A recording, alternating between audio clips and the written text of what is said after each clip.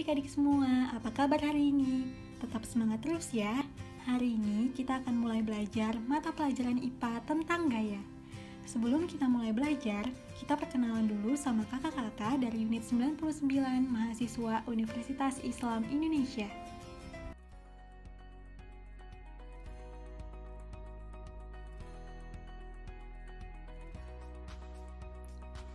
Adik-adik, di sini kita dapat melihat ada dua gambar. Pada gambar pertama, ada anak laki-laki yang sedang mendorong ayunan. Dan pada gambar yang kedua, ia menarik ayunan. Tahukah adik-adik bahwa anak laki-laki ini sebenarnya telah memberikan gaya pada ayunan tersebut? Apa itu gaya? Gaya adalah suatu kekuatan yang mengakibatkan benda yang dikenainya dapat mengalami gerak, perubahan kedudukan, atau perubahan bentuk. Gaya juga dapat diartikan sebagai tarikan atau dorongan yang dapat memengaruhi keadaan suatu benda.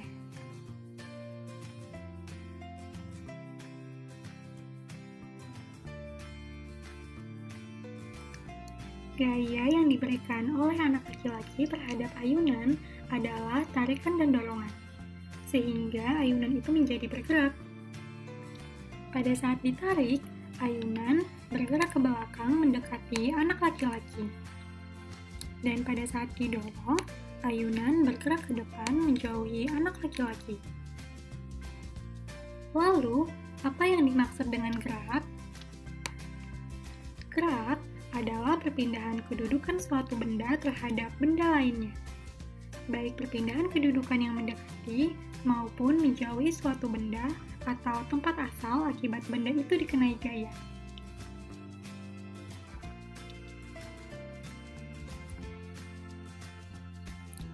Kemudian, apa perbedaan gaya dan gerak?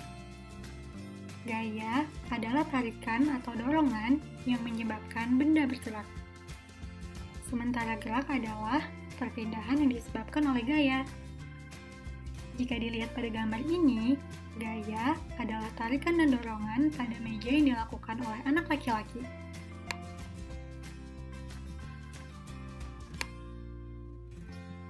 Sementara gerak adalah perpindahan meja akibat ditarik dan didorong.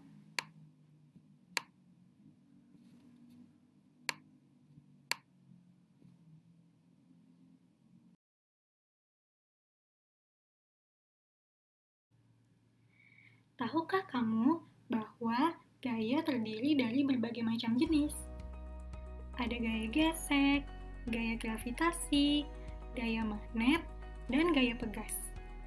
Yuk kita belajar tentang berbagai macam jenis gaya.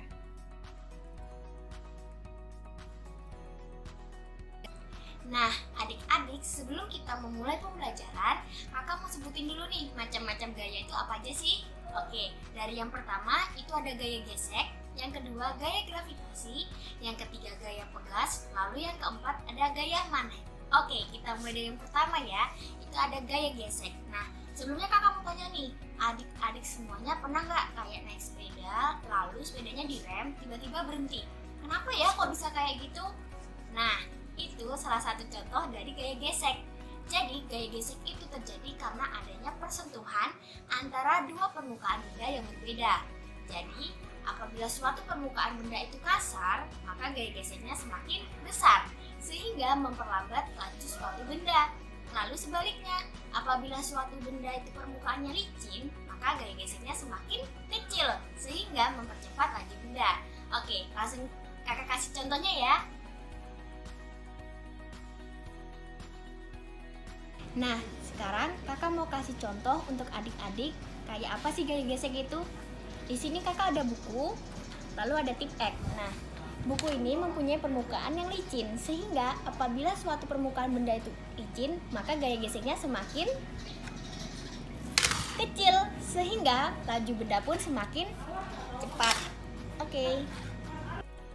Di sini kakak punya tas yang memiliki permukaan kasar, lalu kakak bungkus buku tadi dengan tas tersebut. Nah, apabila suatu permukaan benda itu kasar, maka gaya geseknya pun semakin besar, sehingga laju benda pun semakin melambat. Berikutnya adalah yang akan dijelaskan adalah tentang gaya gravitasi. Adik-adik pasti penasaran kan apa yang dimaksud dengan gaya gravitasi? Baik, kakak akan menjelaskan tentang apa itu gaya gravitasi. Gaya gravitasi adalah gaya tarik-menarik yang terjadi antara semua partikel yang mempunyai massa.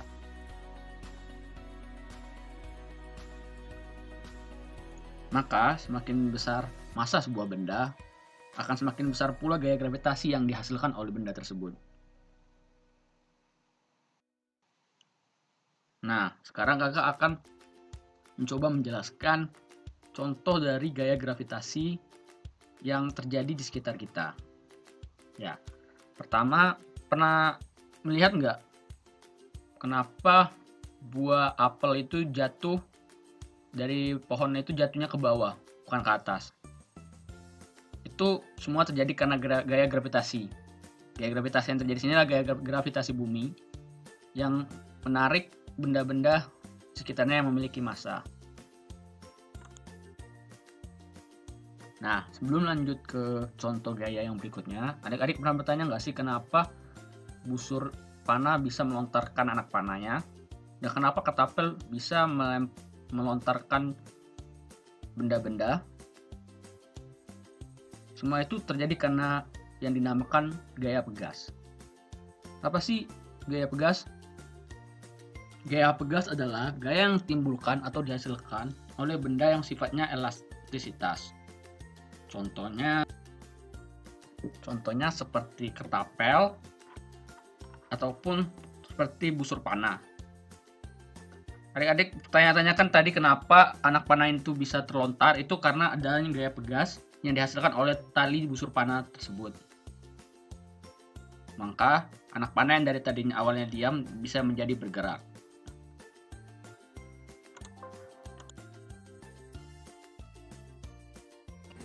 Nah, materi selanjutnya itu gaya magnet. Sebelum kita masuk ke dalam materi gaya magnet, kakak mau jelasin dulu nih, apa sih magnet itu?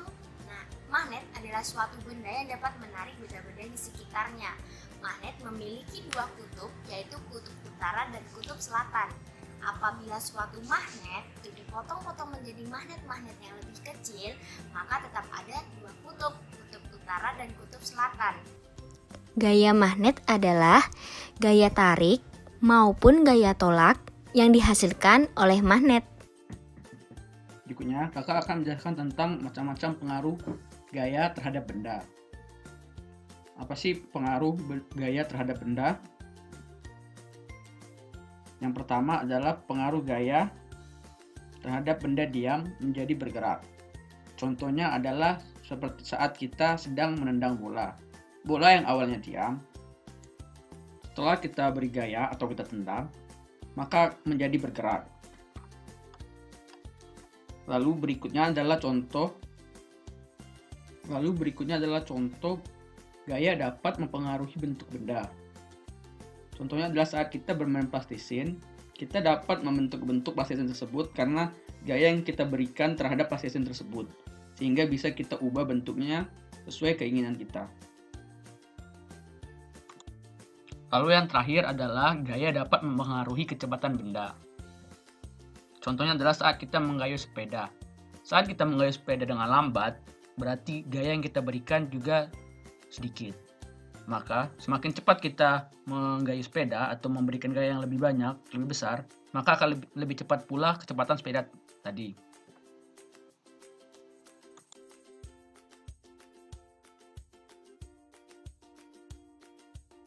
Baik adik-adik, terima kasih karena kalian sudah belajar bersama kami. Tetap semangat untuk belajar dan meraih cita-cita. Semoga video pembelajaran ini bisa bermanfaat untuk kalian ya. Jika ada pertanyaan, jangan ragu untuk bertanya. Kalian bisa minta bantuan kepada orang tua untuk bertanya melalui kolom komentar.